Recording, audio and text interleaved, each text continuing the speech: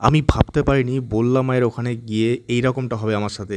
এই কোথায় থেকে এলো আমি জানি না, বাট এর আচরণ দেখে মনে হচ্ছে আমাকে অনেক দিন আগে থেকে চেনে। তোদের গাগুলো তো নরম কেন রে? বললাতে তো অনেকে গিয়েছো, এই বাবুটাকে কতজন চেনো সেটা একটু কমেন্ট সেকশনে জানিও।